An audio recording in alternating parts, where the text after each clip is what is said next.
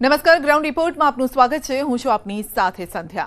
48 કલાક રહેજો સાવધાન, કેમ કે મોસમનો મૂડ થશે ખરાબ. વાતાવરણમાં પલટાની બે જાણીતા હવામાન આગાહીકારોની આગાહી છે. ગરમીમાં તો રાહત મળશે, પરંતુ આંધી વંટોળ ફૂંકાશે, પવનની ગતિ વધુ રહેશે. એટલું જ નહીં, આકાશમાંથી આફત પણ વરસવાની આગાહી થઈ રહી છે. ઉત્તર ભારતમાં વાતાવરણમાં પલટો આવ્યો છે. શું હવે ગુજરાતનો વારો છે? ઉત્તર ભારતના વાતાવરણમાં પલટો.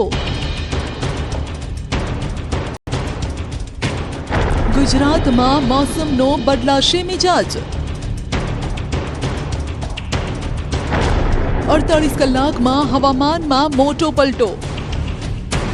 48 કલાકમાં હવામાનમાં મોટો પલટો આવવાની શક્યતા રહે છે. હવે ત્રાટકશે આંધી વંટોળ.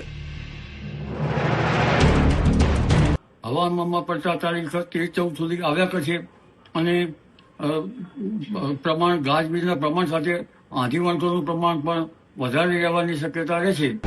5 દિવસ ગરમીમાં મળશે રાહત તેવી શક્યતાઓ છે અને 11 એપ્રિલ 2025 થી લઈને 15 એપ્રિલ 2025 નો સમય હશે. એ દરમિયાન રાજ્યના 80 થી 85% વિસ્તારોની અંદર તાપમાન છે તે 40 ડિગ્રી કરતા પણ નીચું આવી જશે. એપ્રિલ માસમાં વાતાવરણ ફૂલ અપસેટ સર્જવાના મૂડમાં છે. મોસમનો મિજાજ બદલાવાની શરૂઆત ઉત્તર ભારતથી થઈ ચૂકી છે. ઉત્તર ભારતના કેટલાક વિસ્તારોમાં આંધી વંટોળ ગાજવીજ સાથે વરસાદ પડ્યો. લખનઉ, લખીમપુર, કાનપુર, ઇટાવા આ વિસ્તારોમાં કેટલીક જગ્યાએ હળવો તો કેટલીક જગ્યાએ આંધી પવન સાથે જોરદાર ઝાપટું આવ્યું, જેના કારણે ગરમીમાંથી લોકોને થોડીક રાહત મળી. ઉત્તરકાશી, ચમોલી જ્યાં વરસાદ અને ભૂસ્ખલન આફત લઈને આવ્યું છે. અહીં કેટલીક જગ્યાએ ભૂસ્ખલનના કારણે વાહનો કાટમાળ નીચે દટાઈ ગયા. વરસાદના કારણે પણ ભારે નુકસાન થયું. ભર ઉનાળે વાતાવરણમાં આવેલા અચાનક પલટાથી લોકો અવાક રહી ગયા. ગુજરાતમાં પણ આગામી 48 કલાક વાતાવરણમાં આ પ્રકારના પલટાની આગાહી થઈ રહી છે. રાજ્યમાં આંધી વંટોળ વધવાની સંભાવનાઓ છે. અંબાલાલ પટેલનું અનુમાન છે કે 14 એપ્રિલ સુધી હવામાનમાં પલટો આવશે. અમદાવાદ, ગાંધીનગરમાં ભારે પવન ફૂંકાઈ શકે છે. પવન ગાજવીજ અને આંધી સાથે બનાસકાંઠાના ભાગોમાં, ઉત્તર ગુજરાતના કેટલાક ભાગો અને પાલનપુરના ઉપરાંત પંચમહાલના ભાગો, દાહોદના ભાગો, લીમખેડાના ભાગો, વડોદરાના ભાગો, આણંદના ભાગો, રાજકોટના ભાગો, સુરેન્દ્રનગરના ભાગો, હળવદના ભાગો, મોરબીના ભાગો, કચ્છના કેટલાક ભાગો અને સૌરાષ્ટ્રના કેટલાક ભાગોમાં ગાજવીજ અને આંધી સાથે ક્યાંક હળવા છાંટા છૂટી કે વરસાદ થઈ શકે છે. પરંતુ લગભગ ત્યારબાદ હવામાનમાં પડતા તારીખ 13-14 સુધી આવ્યા કરશે અને ગાજવીજના પ્રમાણ સાથે આંધી વંટોળનું પ્રમાણ પણ વધારે રહેવાની શક્યતા રહેશે.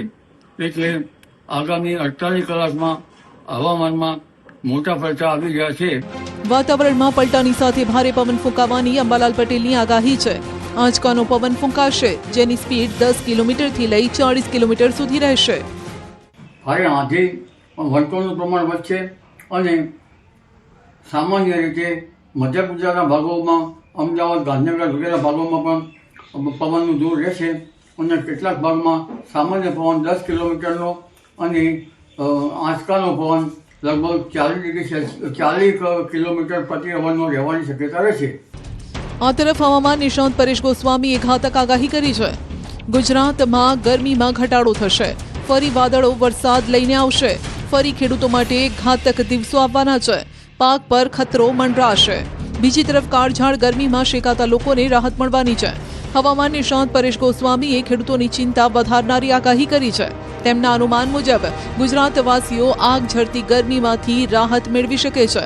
11 થી 15 એપ્રિલ સુધી તાપમાન 40 ડિગ્રીની નીચે રહેશે. સાથે જ વાતાવરણમાં પલટો આવશે.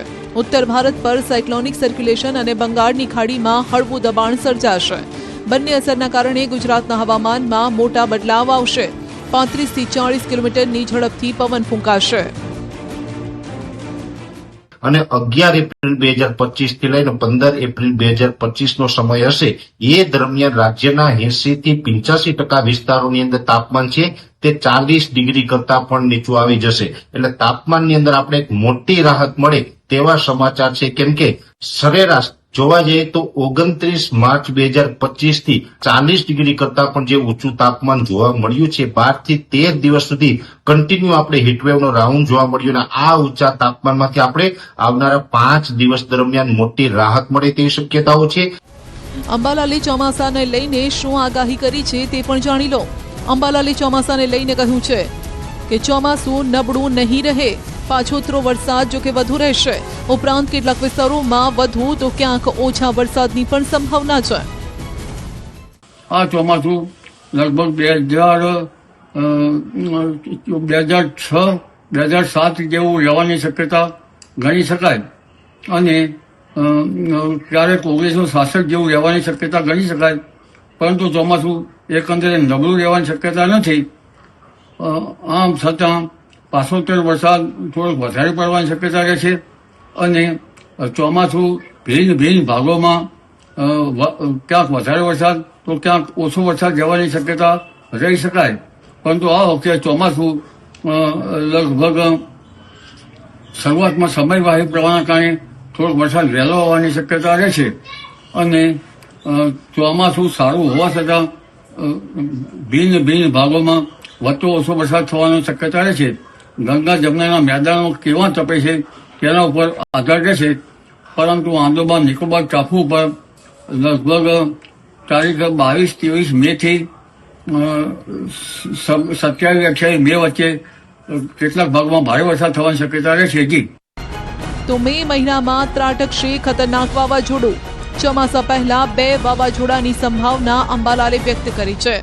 મે મહિનામાં બંગાળના ઉપસાગરમાં ખતરનાક વાવાઝોડાની સંભાવના છે. ઉપરાંત 10 મે થી 15 જૂન વચ્ચે અરબ સાગરમાં એક વાવાઝોડું બનવા જઈ રહ્યું છે. બંગાળના ઉપસાગરમાં મે મહિનામાં ખતરનાક વાવાઝોડું બનવાની શક્યતા રહે છે અને અરબ સાગરમાં પણ લગભગ 10મી મે થી 15 જૂન વચ્ચે એક ચક્રવાત બનવાની શક્યતા રહે છે.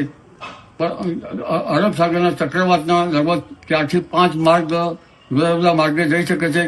ઓમાન, યમન, કેટલાક ક્યારેક આફ્રિકાના ભાગ તરફ અને બંગાળ ઉપસાગરમાં પણ બાંગ્લાદેશમાં તેમજ મ્યાનમારના ભાગમાં, ઉપરાંત દક્ષિણ પૂર્વ તટીય ભાગમાં 5 થી 6 ભાગોમાં ભિન્ન ભાગોમાં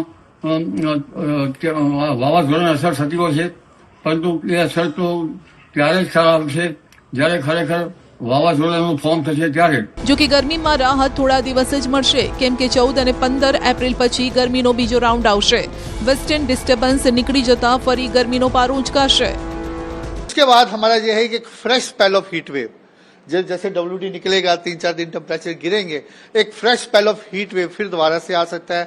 14 ऑनवर्ड्स 14-15 को वेस्ट राजस्थान में हीट वेव कहीं ना कहीं आइसोलेटेड पॉकेट्स में हो सकता है और पंजाब हरियाणा में भी आइसोलेटेड पॉकेट्स में हीट वेव रहने का अनुमान है. થોડા દિવસ તો રાડ પડાવતી ગરમીથી રાહત મળશે, પરંતુ વાતાવરણમાં પલટો ખેડૂત માટે વેરી બની શકે છે. ભારે પવન અને હળવા વરસાદની આગાહી ખેડૂતો માટે આફત લાવી શકે છે.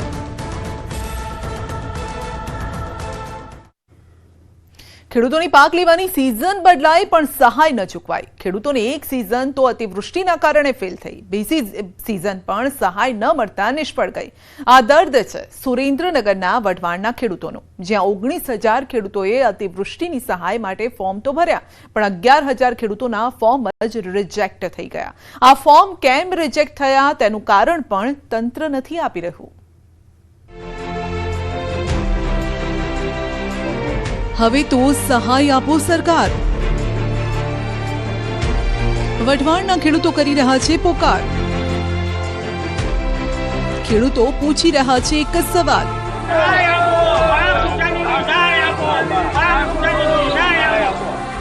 સહાય માટે ક્યાં સુધી ટળવળવું પડશે?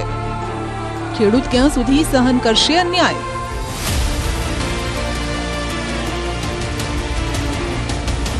આ તે ખેડૂતો છે જેમની આંખોમાં સરકારે કેટલાક સપના ભર્યા. આ તે ખેડૂતો છે જેમની સાથે સપના બતાવનાર સિસ્ટમે વિશ્વાસઘાત કર્યો. આ ખેડૂતો આજે તમને બતાવશે કે ખેડૂતોને નુકસાનીમાંથી ઉગારવાની જગ્યાએ સિસ્ટમ સહાયના નામે કેવી રીતે કરી રહી છે સત્યાનાશ.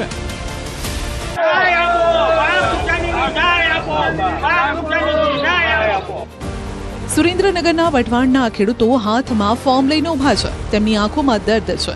એક દર્દ કુદરતે આપ્યું, તેના પર મલમ લગાવવાની જગ્યાએ હવે ઘા પર મીઠું ભભરાવવામાં આવી રહ્યું છે. કેવી રીતે આજે તમને સમજાવીએ. સુરેન્દ્રનગર જિલ્લામાં ગત ચોમાસા દરમિયાન અતિવૃષ્ટિથી તારાજી સર્જાઈ, જેના કારણે વઢવાણ તાલુકા સહિત સમગ્ર જિલ્લામાં ખરીફ પાક પર પાણી ફરી વળ્યું. ખાસ કરીને કપાસના પાકમાં મોટું નુકસાન થયું. અતિવૃષ્ટિના કારણે કપાસના પાકમાં આજે 50 થી 70% જેટલું નુકસાન થતાં ખેડૂતોની હાલત કફોડી બની છે.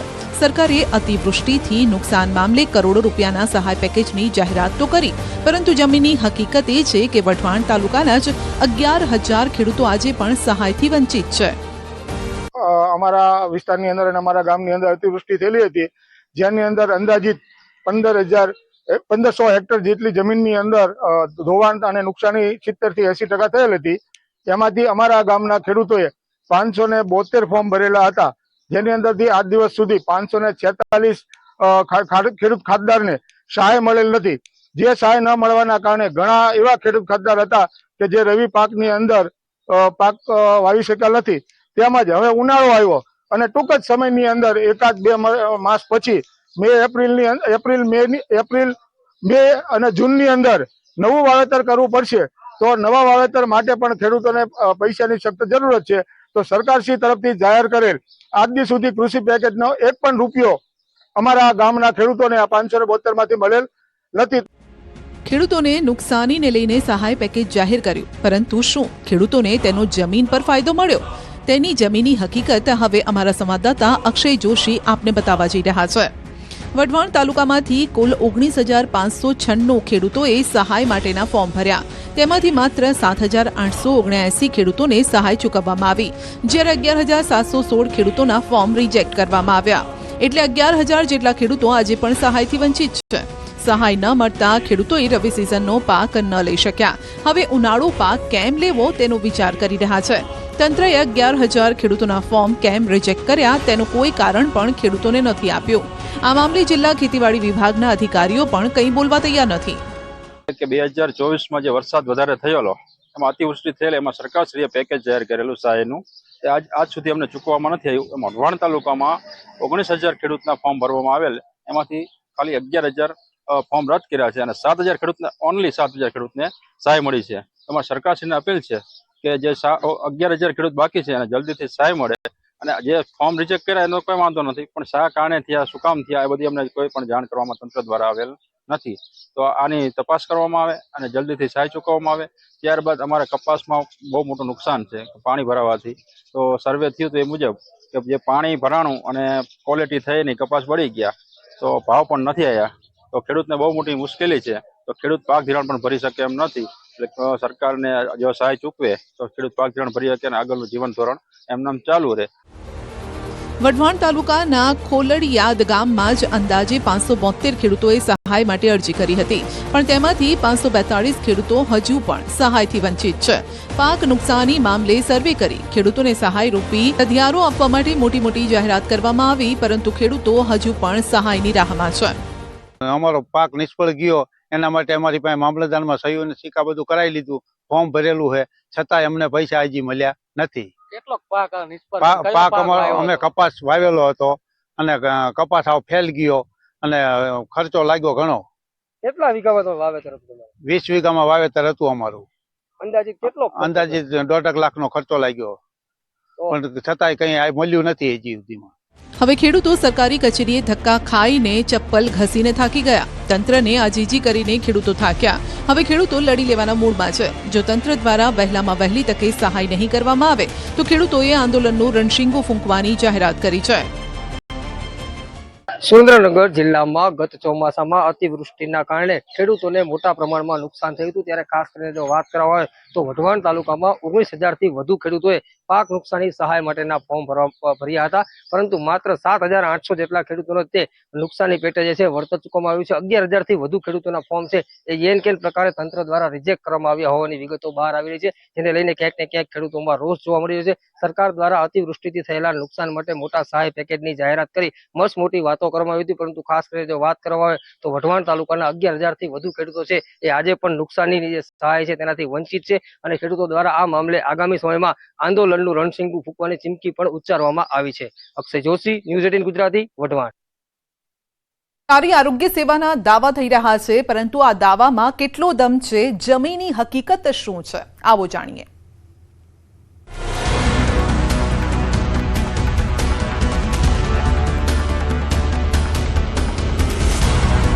બાળ મંદિરમાં ચાલે છે આરોગ્ય કેન્દ્ર. એક જ રૂમમાં આરોગ્ય કેન્દ્ર. ઇમારત થઈ ગઈ છે ખખડધજ. કરોડોના ખર્ચે બની હોસ્પિટલ.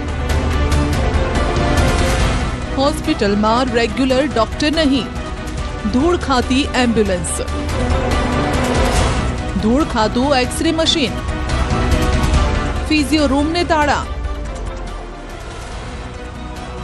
સરકારના દિલમાં ગરીબ, જુબાન પર વિકાસ, પણ જમીન પર હકીકત કંઈક અલગ. ખેડા જિલ્લાના નેશનલ હાઈવે નંબર 8 પર આવેલા સંધાણા ગામમાં આ ઇમારત સરકારી ચોપડે આરોગ્ય કેન્દ્ર છે. અમારા સંવાદદાતા ઉમંગ પટેલ પહોંચ્યા તો તસવીર કંઈક ઉલટી જોવા મળી.